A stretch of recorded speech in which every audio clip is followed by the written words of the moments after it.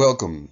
My name is Gary Martin, CSEC Supervisee, and I'm going to be talking with you today about alcohol abuse behaviors, what they mean, maybe some of the misconceptions, and we're going to take a look at understanding the signs and symptoms of alcohol abuse. We will also be talking about alcohol addiction, which is different than alcohol use, which is different than alcohol abuse.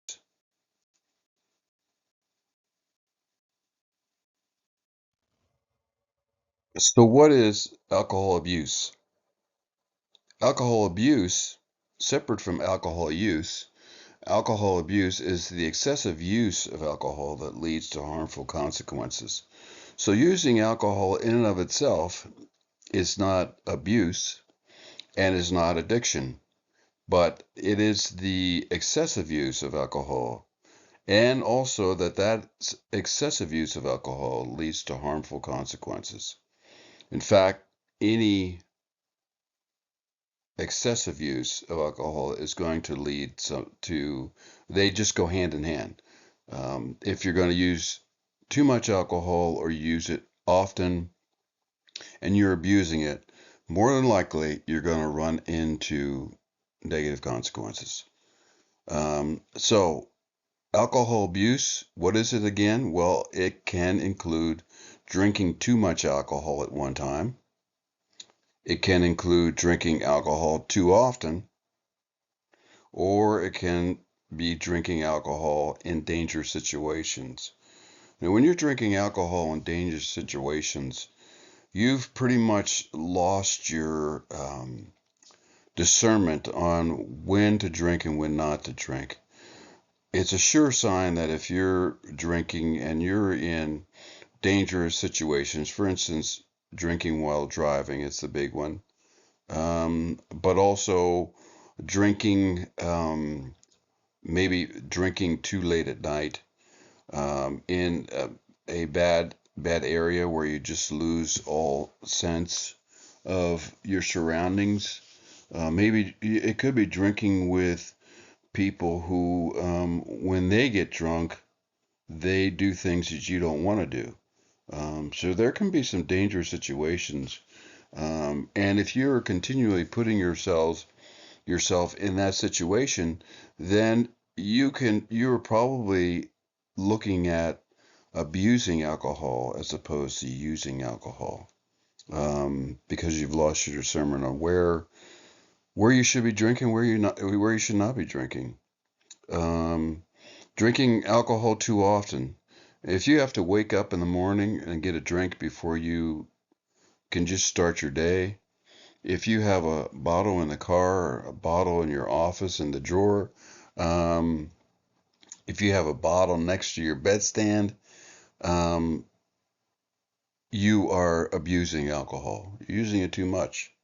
Also, if you just can't take one drink, but you have to take several drinks, and you're drinking too much all at one time, maybe you have to do a case of beer. Maybe it's 2 to 3 6 packs, excessive amounts, and you do it all at one time, then you are at that point abusing alcohol.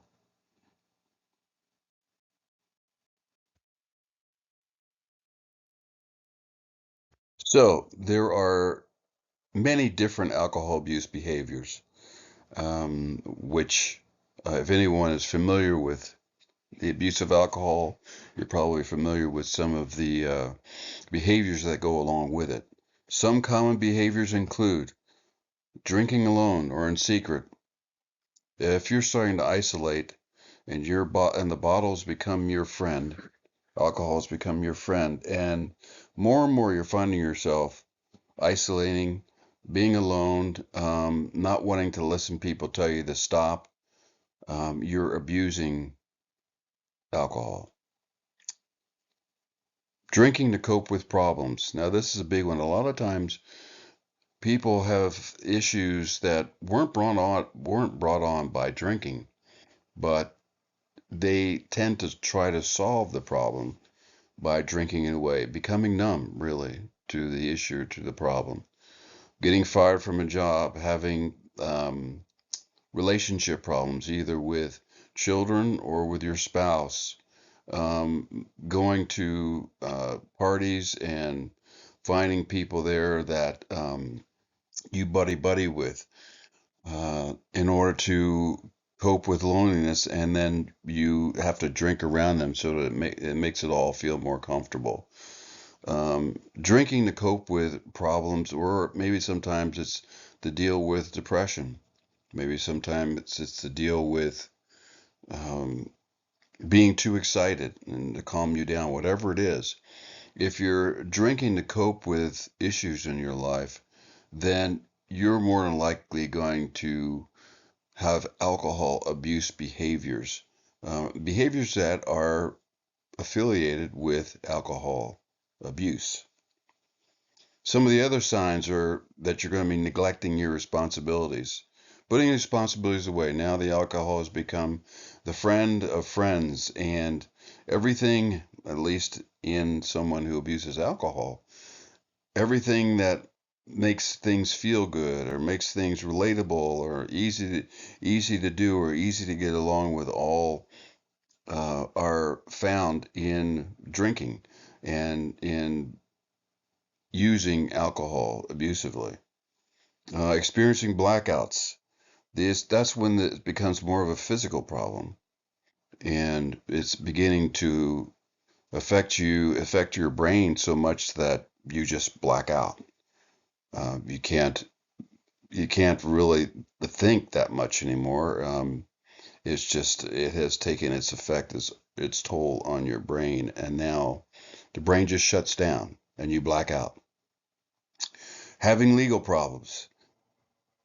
All legal problems aren't brought on by alcohol, but alcohol abuse can bring on legal problems, and that's part of the one of the behaviors that are associated with alcohol abuse. Having problems with the law, getting arrested, having a DUI, DWI, needing to sometimes losing your license, needing to go to traffic court or drug court or one of those things. This is a time when alcohol is being abused, and this is a situation that's going to be a result of alcohol being used abusively. Also, continuing to drink. Okay, so all these things are happening. Maybe you're getting blackouts. Maybe you're neglecting your responsibilities, and someone's telling you, maybe it's your job, and they say you gotta clean it up, or you're gonna lose your job. They don't know that you're abusing alcohol, but you know that you're abusing alcohol, and you know that alcohol can be related to the reasons why you're not taking on the responsibilities at your job properly and not doing a good job. Um, Drinking to cope with problems. Of course, if you know that you're using uh, alcohol to cope with your problems, and the problems that just will magnify, and they're just getting bigger now. There's trouble with the law, trouble with relationships. Problems don't go away. Um, and then also drinking alone or in secret when the bottle has become your personal friend, and it's just you and the bottle and your thoughts, and you're attempting to hide yourself away, continuing to drink despite these type of negative consequences, having legal issues, blackouts, neglecting responsibilities, possibly losing jobs, drinking to cope with problems, and drinking alone or in secret, um, hiding away, then there's an issue with alcohol, and that issue is alcohol abuse. If any of these signs are showing up in your life and you can relate it to alcohol, then you have a problem. There's a problem, and you're abusing alcohol. So, one or two things either has to happen. Either you're going to stop abusing alcohol and just using alcohol. Usually at this point, though, there are negative consequences, not the ones that are legal problems or blackout problems, but there can be physical negative problems that would continue to cause you to drink, and that would be the negative consequences would be withdrawals. And we'll cover that a little bit later in the presentation. But that negative consequence just keeps you drinking, keeps you being numb despite, or wanting to be numb despite the negative consequences because of it. And it becomes a vicious cycle, becomes something that either, and some of the toughest people have not been able to maintain a lifestyle of alcohol abuse without getting so desperate to change. And many are that are watching this presentation right now are looking to change. So I'm glad you're watching this, and hopefully, as I continue on in the presentation, you'll get a little bit more out of talking about alcohol abuse behaviors. So when we're talking about alcohol abuse behaviors, then we slip into really the need to talk about addiction. Because addiction, as mentioned in the previous slide, addiction becomes the issue when alcohol abuse has taken hold of the body, has taken hold of the brain. It's become the thing that cannot be stopped. It's something that you have to do all the time. And more frequently, more and more alcohol and more problems are mounting up with alcohol abuse. And that's when we move into alcohol addiction. So, what do we mean by alcohol addiction? Well, which is separate from alcohol abuse. You can abuse alcohol and use it often, and possibly, although I don't know anybody who's done this, but possibly use it in such small amounts that it isn't really an addiction, although it is an abuse. Maybe you can stop for a little bit. Most of the time, when people have the behaviors that are around abusing alcohol, then it's going to fall into an addiction. So, what is the difference between abuse and addiction? Well, abuse has to deal with frequency, and also abuse has to deal with continuing to use despite negative consequences. But it's really not, the abuse of alcohol isn't really speaking to the addiction, which is now the addiction has taken on it is a disease as opposed to a behavior. Alcohol addiction is a chronic disease that affects the brain's reward system, motivation, and memory.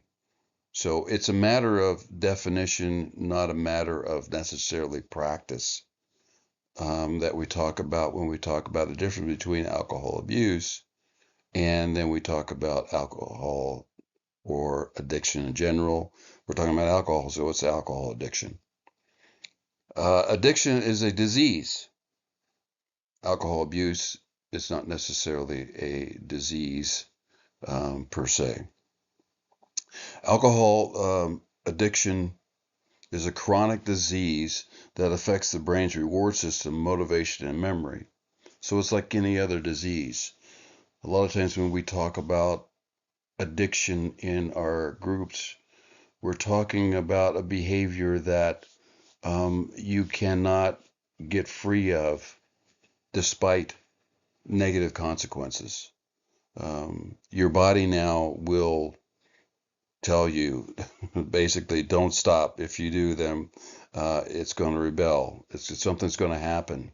And similarly speaking, it's the same as if you were to have heart disease. Heart disease is not something that is brought on. It can be hereditary, but heart disease is also something that comes on sometimes by the way that we eat. If we eat bad things, we eat a lot of fats. If we eat a lot of bad food, and we don't take care of ourselves, and we don't exercise, we don't take the right vitamins, we basically don't care about ourselves, then we are now in a place where we are moving into uh, um, a state of addiction because we're giving everything over to the substance, and our bodies are now, if we do anything else, we're going to experience sweats, we're going to go through changes in our body. Now it's more of an addiction. In order to break the addiction, it's not simply a matter of willpower or moral failing. When you have an addiction and it becomes a disease, it's not willpower or just telling yourself, I'm going to stop this, um, can really be the thing that helps you. You're going to have to get help when it gets to the stage where you're dealing with an addiction. Um, Now, an addiction not only involves alcohol, but it could also involve other substances, drugs. It can involve gambling and gaming. Those would be more behavioral, whereas drugs or alcohol would be more, substances would be more physical.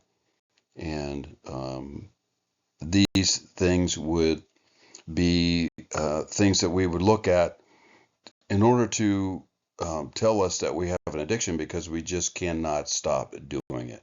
We keep repeating it despite the negative consequences. So let's talk a little bit about how addiction takes hold of us. Once we have an addiction and we have this physical alteration of our bodies, which is more of the definition of addiction, then there is a hook. We get captured. It distracts us. It brings us into its world, and now we have to. It's not a matter of whether we choose to. Now we have to, if we're going to continue to feel good, feel better, not go through the consequences of quitting, we have to drink. This is an addiction. So the cycle of addiction, it takes hold. Substances or behaviors trigger a release of dopamine, creating a feeling of pleasure. So when we drink, we're going to have that release of dopamine, which says, hey, I'm feeling better now. I feel at ease now, maybe. I feel like I can handle things better now. Repeated use leads to tolerance, requiring more to achieve the same effect. So when you're in a cycle of addiction that's taken hold, it might not be enough to have one drink. Maybe you need to have two or three in order to get right, to feel right. Um, and you need to have two or three more often. Maybe instead of having it every evening, maybe it's now a drink in the afternoon and a drink in the evening too. Maybe getting back to that scenario where you have a bottle right next to you, right beside your bedside. And when you get up in the morning, you take a drink, you get going, you get in the car. Just before you get in the car, you take another drink.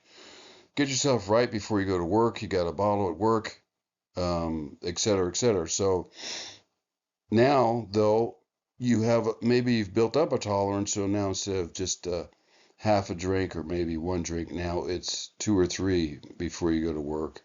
And of course, everybody knows where that's going. And then, of course, there's withdrawal symptoms um, that happen when the behavior stops. And that reinforces the cycle. You're addicted. In order to stop it, you're going to experience consequences that you don't want to go through. So you go back, you drink more often, you drink more, and now it's in a full blown addiction. So that's the difference between what we were talking about before, which was drug, alcohol, mainly alcohol for the purposes of this presentation, alcohol abuse being the misuse of alcohol, alcohol addiction being the misuse, which leads to dependence, and that dependence, despite negative consequences, goes on.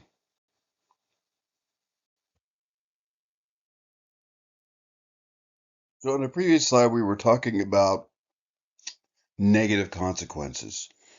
And here are some negative consequences that will come about if one chooses to abuse alcohol. Alcohol abuse can lead to a number of health problems, including liver disease. We know cirrhosis of the liver, heart disease, cancer. Why cancer? Well, alcohol breaks down the cells in the body. And when those cells get broken down, and they become open to be invaded by cancer cells. So when there's alcohol, which breaks down the body and it breaks down the body's cells, it makes a breeding ground for cancer to come into those cells and take over. Mental health problems come about because of alcohol use. A weakened immune system, which I was just talking about previously, where the cells of the body are weakened and are not able to resist the free radicals that come up and want to destroy the body's cells, and also increased risk of accidents and injuries. When people drink, they sometimes lose sense of balance. Sometimes they lose their judgment is off. So getting behind the wheel and driving is not the best thing to do if you have been drinking a lot or if you've been drinking often.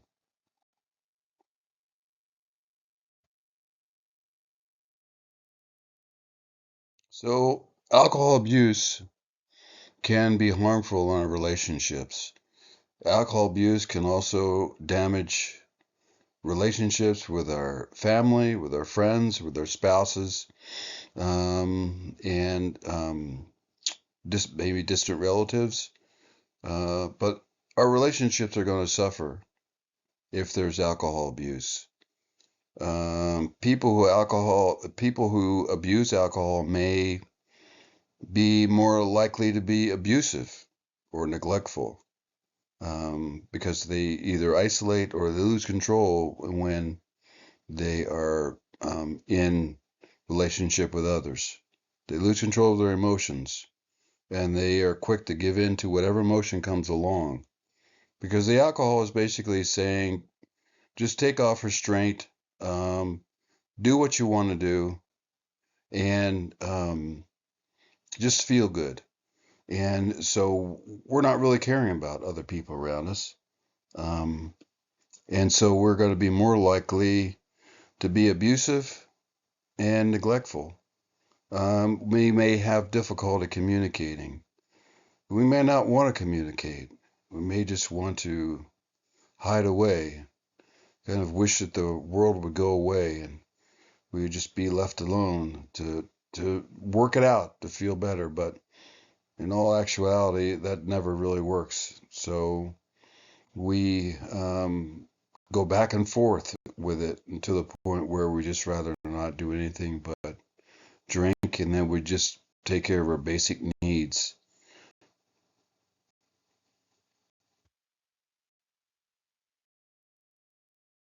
So many are aware of the effect that alcohol abuse can have, especially in the workplace. Already, we've talked about not being able to perform at our peak, perform at our best, because we're going to be hindered by our use of alcohol. And some of the things that we're dealing with are going to cause us to not want to be around others. That's going to cause us to, again, isolate. And we're also going to lose judgment, the judgment of the things around us, distance judgment, talking with people judgment, just doing our job, whatever that might be, operating a forklift, um, doing other type of tasks. We're going to lose judgment in doing those tasks because of the alcohol. And here's some of the other things that are going to happen. There's going to be absenteeism, um, poor performance, as I alluded to, with abuse of alcohol, difficulty concentrating. One of the things that alcohol will do is that it will hurt your memory, it hurts your concentration. And again, that is just a breakdown of the body, breaking down of the brain.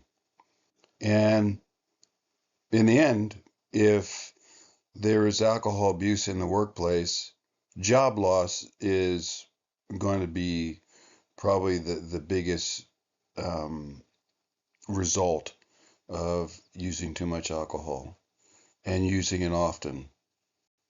Eventually, it's going to be job loss.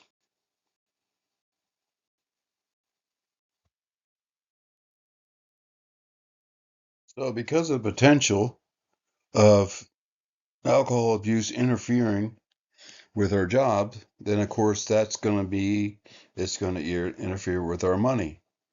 And alcohol abuse can also lead to financial problems, such as debt, such as bankruptcy, and those things happen because of the loss of job. And it becomes a vicious cycle. Once you lose your job, once it's you don't have the money coming in anymore, you keep drinking in order to feel better. It becomes just a vicious cycle that goes on and on.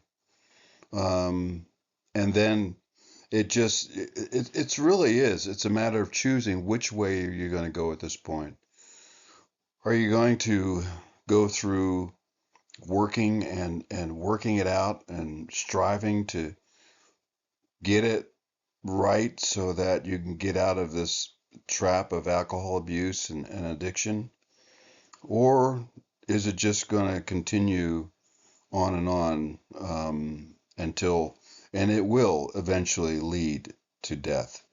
As we saw before, the physical problems will, heart attacks, cirrhosis of the liver, other cancer, other types of byproducts of alcohol abuse will take effect, and eventually it will be our job, it will be our money, it will be our finances, and either we are going to be in debt or we are going to have to claim bankruptcy, and eventually it can lead to homelessness and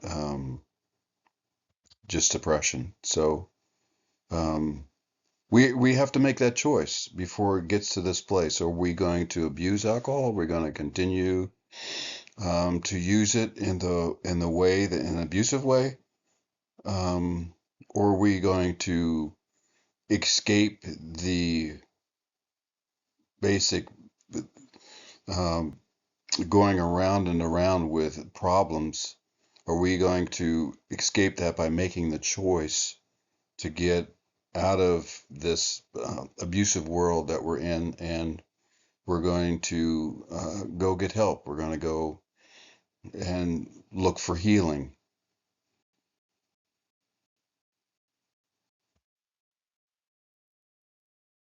So if the physical problems don't get us when we're abusing alcohol, then the legal problems are going to be something that we're going to have to wrestle with, because usually people who drink often are eventually going to have a DUI, DWI. It's going to cause them to lose control over their emotions, which can lead to assault or domestic violence. And you can lose judgment, which can cause property damage, either your property or somebody else's property, and all these legal issues will begin to mount up. And it's all just because of the abuse of alcohol.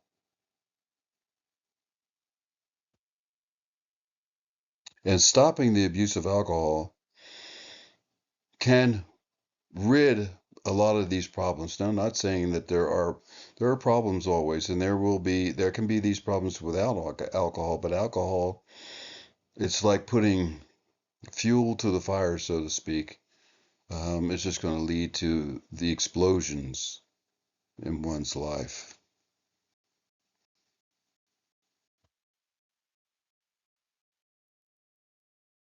So if you are, or if you know someone who's struggling with alcohol abuse, it's not over. Yeah, there is a road that that person, whoever may be struggling, is going to have to go on in order to get healing. But alcohol addiction and alcohol abuse can be reversed.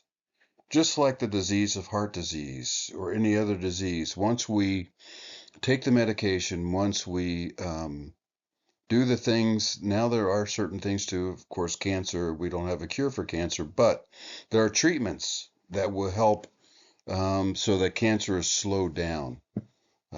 Some of the other things that may occur because of alcohol abuse, for instance, heart trouble, that can be reversed. Um, Other types of things, just poor body strength can be reversed. Body health can be reversed through nutrition and exercise. So there's things that can be done. So alcohol doesn't have to take its total toll on the body and also on one's life. However, changes have to be made. It's impossible to keep doing the same thing and expect issues with alcohol to go away. Um, so, what do we do? Well, there are treatment programs. Many who are listening to this presentation are in a treatment program, and congratulations. That's the best place you can be. Congratulations for making the decision to make a change. Support groups are a place where you can go. Therapy. A lot of times, if, as we mentioned before, if the abuse of alcohol is linked to an issue, let's say depression, anxiety, mental issues, then therapy, getting together with a psychiatrist or psychologist to dig deep to address some of the behavioral issues that you're dealing with that are reason why you drink, then therapy can really help to work that out so that those reasons for drinking don't have to be there anymore. And you can choose a different way once you discover how you can get out of some of the feelings that you're having without using drinking. And also, then there's medication to help with some of the urges, medication to help with the things that go on in the body because you're not drinking anymore, so that you're able to get to the other side. It's a bridge from one side to the other. And medication can be that bridge that will allow you to get from one side to the other without getting so negative of a feeling in your body that you just can't stand anymore and you just go back to drinking. So there are medications out there that will help that out.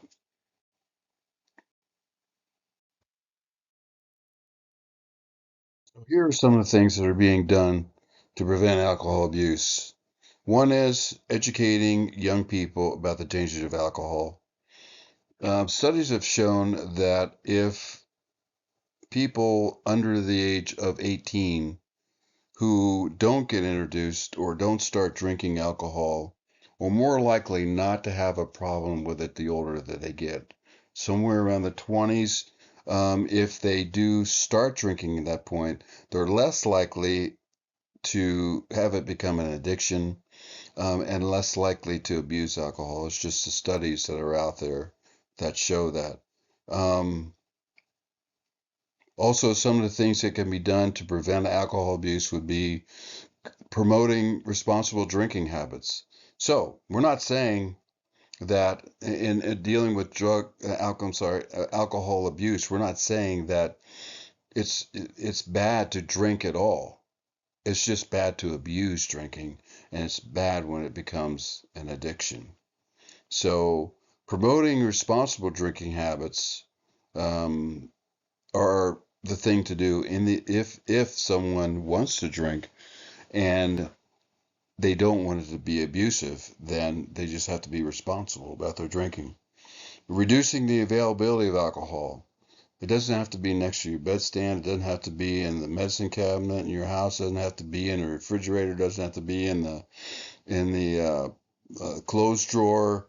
It doesn't have to be all around. Reducing the availability. Maybe it's only in one place tucked away and it's an occasional time. But it's not something that is being used abusively. And also providing support for people with alcohol abuse problems. So these things will help to prevent alcohol abuse, and there is support for alcohol abuse problems. There is support through support groups, and which we will be talking about here momentarily. So in conclusion, alcohol abuse is a serious problem that can have a devastating impact on individuals, families, and communities. If you are concerned about your own alcohol use or you know someone who has a problem, seek help. It's the best thing to do. And I would also say don't delay. Don't put it off. Don't wait till circumstances get so mounted that, because with alcohol abuse, if it's not stopped, it will bring devastation into your life one way or another. It would bring devastation financially. It would bring devastation physically. It would bring devastation mentally. It will basically ruin your life. There are a lot of resources around right now because everybody knows about this issue. And there are many resources born out of many people's desire to see this issue resolved. So there's never a reason not to make the change. There's plenty of resources around that will address the means for making a change, which I'm going to show in the next slide. So there are resources for those who want to make a change, for those who want to stop alcohol abuse, stop alcohol use, and possibly if there's an addiction, there are resources. Plenty of resources through National Institute on alcohol abuse and alcoholism. There are resources through Substance Abuse and Mental Health Services Administration, SAMHSA, and also through one that we pretty much most of us know in this industry, which is Alcoholics Anonymous, AA. Each one of these entities are just have a wealth of information from peer groups, from literature, documentation, references to mental health practitioners, doctors, hospitals. It's all out there. It's there for anyone who wants to stop alcohol abuse. The real issue is just making the determination to want to make a change.